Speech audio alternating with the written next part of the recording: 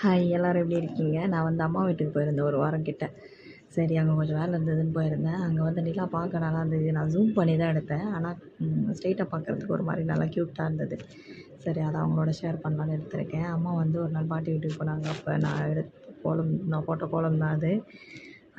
மேலேருந்து பார்க்க நல்லா இருந்தால் தான் எடுத்தேன். எனக்கு அந்த அளவுக்குலாம் போட வராது. அம்மா சூப்பராக போடுவாங்க. அதோட வந்து இது எலுமிச்சக்காய், அதுக்கப்புறம் கிச்சிலிக்கான்னு சொல்லுவோம் நாங்க. அதை நீங்கள் எப்படி சொல்லுவீங்கன்னு தெரியல. அது அந்த காய். அது வந்து நான் ஊருக்கு போனது ஒரு பெரிய காயாக இருக்கும்ல, அதை காட்டுறேன். அதை அப்படியே சாப்பிட்லாம். அதோட பூ தான் இது. பூ, காய், பூ பூத்திருக்கு. அதோட சின்ன சின்னதாக காய் இருக்குது. அந்த மாதிரி பெரிய காயும் இருக்குது, சின்ன காயும் இருக்குது. அதெல்லாம் ஒரு மாதிரி நல்லா இருந்தது பார்க்குறதுக்கு. சரி அதை தான் வீடியோ எடுத்திருந்தேன். உங்களோட ஷேர் பண்ணலாம் அப்படின்னு சொல்லிட்டு. அதோட எலுமிச்சக்காயிலையும் பூவெல்லாம் பூத்திருந்தது. அதுவும் நல்லா இருந்தது பார்க்கறதுக்கு. அதையும் ஷார்ட்ஸ் எடுத்திருக்கேன். அதையும் போட்டு காட்டுறேன். அந்த எறும்பு எவ்வளோ அழகாக அதில் சுற்றிட்டு இருக்கு பார்த்தீங்களா? இது ஒரு மாதிரி ஸ்ட்ரெயிட்டாக பார்க்கறதுக்கு நல்லா இருந்தது வீடியோவில் பார்க்குறத விட. சரி இது வந்து சின்ன சின்ன காய். இதோட சின்ன சின்ன காயும் ஒரு மாதிரி சின்னதாக கொத்து கொத்தாக வர மாதிரி இருந்தது செடியில் பார்க்குறதுக்கு. ஒரு மாதிரி சூப்பராக இருந்தது பார்க்குறதுக்கு.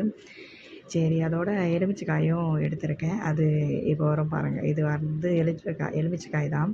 இது வந்து அம்மா ஆல்மோஸ்ட்டு காயை கொஞ்சம் பறித்து வச்சுட்டு இருந்தாங்க ஃப்ரிட்ஜில். அந்த குரங்கு அட்டகாசம் ரொம்ப அதிகமாக இருக்குது அம்மா வீட்டில்.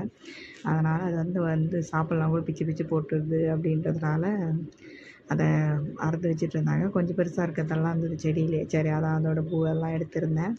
இது நான் லாஸ்ட் இயர் கூட போட்டிருந்தேன். ஒரு மாதிரி நல்லா இருந்தது பார்க்குறதுக்கு அப்படின்றதுனால. உங்களுக்கு எப்படி இருக்குதுன்னு மறக்காமல் கமெண்ட் பண்ணுங்கள்.